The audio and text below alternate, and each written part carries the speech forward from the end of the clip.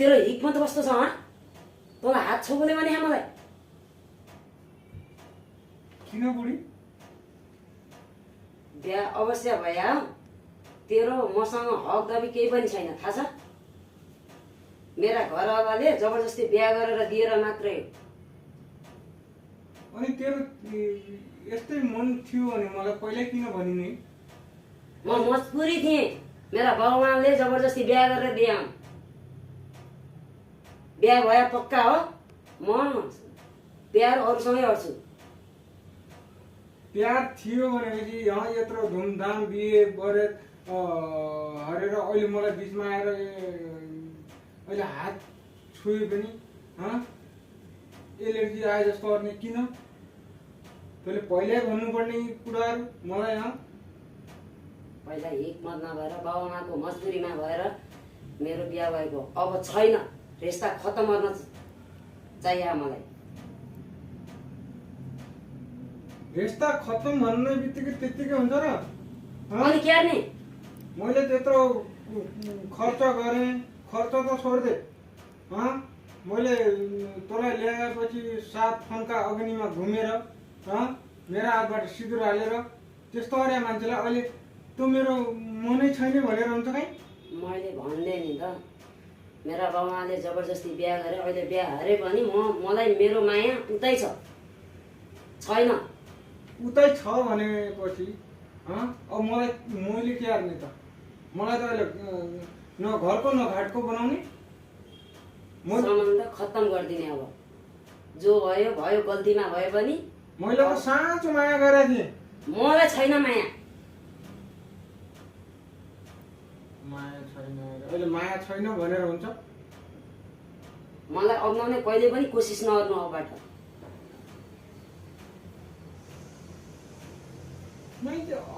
अप्नाउने कोसिस नगर्नु भनेको मतलब के हो आज किन भन्छस् त किन भनेको पहिला भनिदिएको भए त म पनि आफ्नो बाटो सम्हाल्ने थिएँ तँ पनि आफ्नो बाटो सम्हाल्ने थिएँ अझै पनि केही पनि बिग्रिएन मैले भनिदिएँ नि यहाँभन्दा पहिला मेरो हिक्मत भएन भन्छु भनेर बहुत कोसिस गरेँ तर भन्न सकेन आज आइपढेर तब भने मैले आज आइपढेर भने क्यारे विचार छ फेरि क्यार्ने विचार छ आज 2-3वटा छोराछोरी भइसकेपछि भन्ने हो यो कुरा जति 3वटा छोराछोरी भयो नि 4वटा छोरा पहिला मेरो प्यार छ त्यसैसँग माया गर्छु त्यसैसँग बस्न चाहन्छु म बिन्ती छ त्यो बिन्ती सिन्ती हुँदैन अब मैले त अरूलाई मैले हेरेकै छैन बस भयो के भयो होइन श्रीमान अब त गर्नुपर्ने भयो म दस्तखत गरिदिन्छु डिभोर्स पेपर लेखिदिन्छु आजबाट मबाट एकदम टाढा भएर बस्नु छैन दशमलाई जोडेर भनेको छु मभन्दा पछाडि नपढ्नु कहिले पनि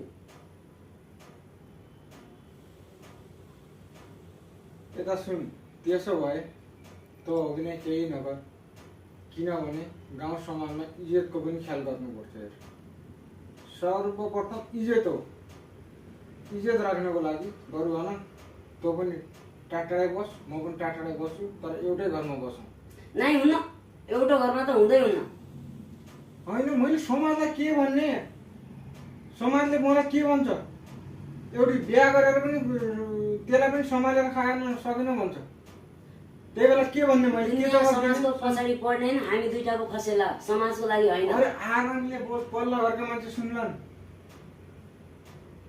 दुनियाँले भनेर केही फरक छैन मलाई केही पर्दैन फरक भयो बस हामी दुईटाको हात छ फसेला गर्ने फैसला केही हुँदैन किनभने हैन भनेपछि मलाई पहिल्यै प्यार देखाएको छु हैन भने त्योसँग जान पाउन भने म मर्छु म तँसँग त बस्दै बस्दैन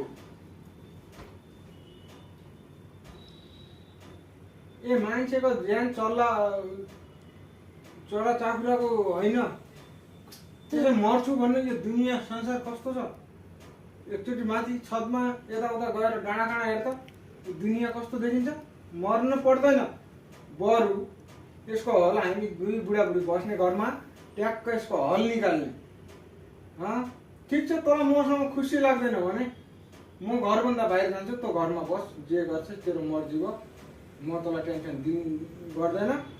तँ घर सम्हाल्ने, मजाले घर सम्हाल्ने, छोराछोरी सम्हाल्ने, बस्नु, बरु मै टाढिन्छु। कसैका छोराछोरी सम्हाल्नु केही पढाएन मलाई, बस सम्हाल्नसम्म सम्हाले। अब क्यार्ने त्यसो भने तेरो यो मेरो फैसला यही हो, यही हो। लास्ट निर्णय यही हो, या जान्छु या मर्छु। त्यसो भने तेरो बाबुआमालाई दाइलाई फोन त हान्नु पऱ्यो त। किन बाबुआमाले ल्याउनु र बिचमा ल्याएर? बाबुआमाले बिहा गरेर दिएको हुन्, अहिले तिमी बाबुआमालाई सोध्नु पऱ्यो के भन्छन्, त्यसपछि आउँछ। बाबुआमालाई सोध्ने, मान्छेलाई धोका नदिनु कहिले पनि। जे गर्नु छ पहिला गर्नु, बिहे पछि होइन, बिहेभन्दा पहिला गर्नु। अहिले मान्छेलाई न घर न घाटको बनाउने। आफूले गरे गल्ती कहिले नदेख्ने, अर्काले गरे गल्ती धेरै देख्ने। म अहिले भन्दैछु हेर, मैले तँलाई सम्झाएको छु। क्यारो विचार छ? अहिले मेरो इन्सानियत मात्रै देखेको छु, तैँले अहिले राक्षसी रूप देखेको छ नि। खै कसरी देखाउने, खै देखाउनु त खै। म आइमाईलाई शान्तसँग नबोलाउँ, एकदम शान्त हिसाबले सम्झाउँ भनेर मात्रै शान्त भएको छु। फेरि राक्षसी रूपमा आयो भने चाहिँ फेरि नराम्रो होला। आफू पनि रहन, अर्कालाई पनि राख्दैन। फेरि म त्यस्तो मान्छे, मैले सच्चा प्यार गरेको हुँ, कुनै धोका गरेको खै सच्चा प्यार गरेको भनौँ के भन्ने हो? मलाई पर्दाखेरि यति दुःख लाग्ने आफूलाई भन्दाखेरि त्यसो भने तेरो डिसिसन त्यही हो? त्यही हो। ल त हुन्छ, हस्, जे मनमा आउँछ, जे गर्न मन लाग्छ गर्नुहोस्। तपाईँको आजबाट मलाई आज मबाट आजाद। आजाद, ठिक छ। मैले पनि म पनि आफ्नो भविष्य आफू हेर्छु, त आफ्नो भविष्य आफै हेर्नु। हुन्छ, दसैँलाई जोडेर भनेको छु मैले। ठुक्क यस्तै अहिले।